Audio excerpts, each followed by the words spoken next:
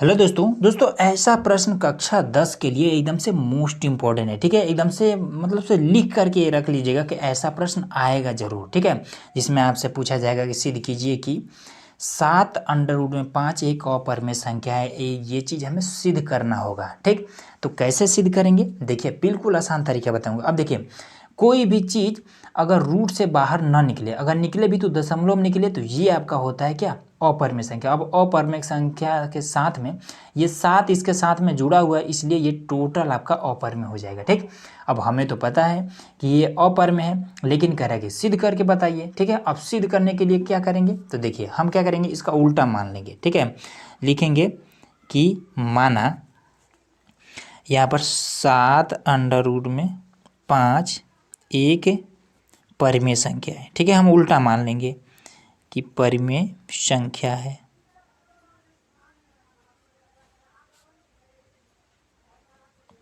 ठीक, इतना मान लिया। अब इसके बाद से हम क्या करेंगे, इसको हम परिमेय संख्या के सामने रखेंगे। ठीक है, तो ऐसे लिखेंगे 7 अंडर रूट में 5 बराबर में ये आपका हो जाए कितना, P बट्टे में Q। ठीक, तो इस वाले संख्या को हमने, एक अपरिमेय संख्या को हमने परिमेय संख्या के सामने रख दिया। ठीक है, अब परिमेय संख्या की खास बात होती है कि इसका नीचे वाला ये 0 नहीं होता है, तो हम यहाँ पे लिख देंगे कि यहाँ Q 0 नहीं होता है। ठीक है, Q नॉट इक्वल टू 0 है, ये चीज़ हमने लिख दिया। अब ये जो हमने P अपन Q लिया है, तो P अपन Q के स्थान पर हमने क्या किया, ये एक पूर्णांक के रूप में लिया है। ठीक है, पूर्णांक का मतलब हो जैसे 2 4 6 8 10, ये सभी जो संख्याएं होती हैं, इसी संख्या को हम पूर्णांक कहते हैं। ठीक है, तो यहाँ पर क्या है, ये इसको हमने P और Q को हमने एक पूर्णांक के रूप में लिया है। ठीक है, तो यहाँ पर हम लिख देंगे कि P तथा Q एक पूर्णांक है।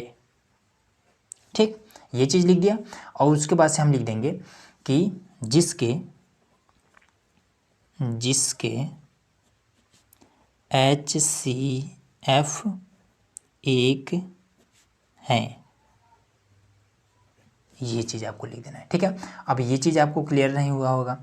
देखिए, पूर्णांक का मतलब कि इस P और Q के स्थान पर हम कोई संख्या रखेंगे। ठीक है, कौन सा संख्या रखेंगे, तो यहाँ पर हमने लिखा है कि जिसके HCF एक हो। ठीक है, अब जिसके HCF एक हो, इसका क्या मतलब है, तो ऐसा संख्या जो, जैसे मान लीजिए 7। ठीक है, 7 को अगर काटना होगा तो या तो स्वयं 7 काटेगा या फिर 1 काटेगा। ठीक है, तो इसी का HCF क्या हो जाएगा, ऐसे संख्याओं का HCF 1 होता है। अब इसमें एक काम करेंगे, ये तो आसान है।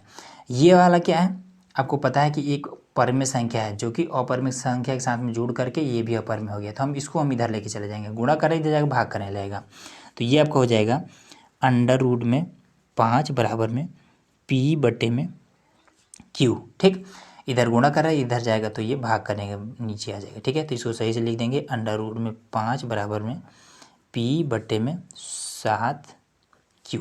ठीक, ये चीज़ हो गया। अब बस आपको एक चीज़ लिख देना है कि ये वाला क्या है, ये वाला जो आपका है, ये सभी के सभी रूट में तो है नहीं, तो ये आपका एक परिमेय संख्या है, ये आपका एक अपरिमेय संख्या है। अब आप बताइए कि क्या एक अपरिमेय संख्या परिमेय संख्या के बराबर हो सकता है, कभी नहीं हो सकता है।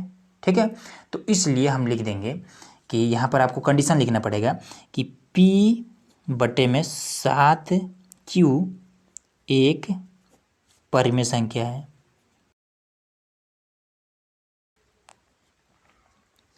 ठीक है, ये चीज़ लिख दिया। उसके बाद लिख देंगे कि तथा अंडर रूट में 5 एक अपरिमेय संख्या है।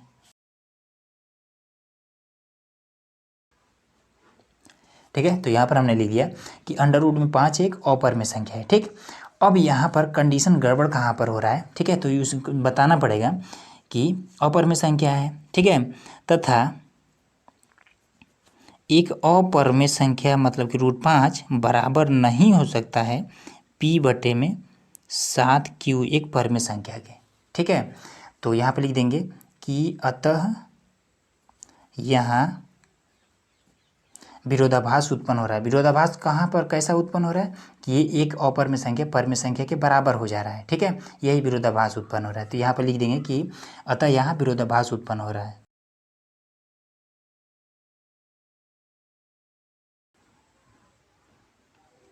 ठीक है। तो यहाँ पर हमने लिख दिया कि अतः यहाँ विरोधाभास उत्पन्न हो रहा है। अब ये विरोधाभास क्यों उत्पन्न हो रहा है, ठीक है, ये वाला विरोधाभास क्यों उत्पन्न हो रहा है, तो क्योंकि हमें पता था कि ये एक अपरिमेय संख्या है, लेकिन हमने यहाँ पर एक परिमेय संख्या मान लिया था इसको, ठीक है, परिमेय संख्या मान करके हल किया था, इसीलिए ये उत्पन्न हो रहा है। ठीक, तो यहाँ पर हम लिख देंगे कि यह विरोधाभास हमारे गलत कल्पना के कारण हुआ है। ठीक है, कल्पना मतलब माना है, ठीक है, ये हमने गलत माना है, इसलिए ये विरोधाभास उत्पन्न हो रहा है।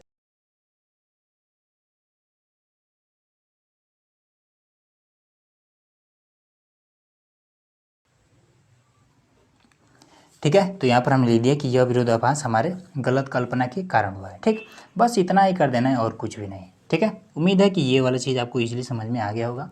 तो चलिए मिलते हैं नेक्स्ट वीडियो में।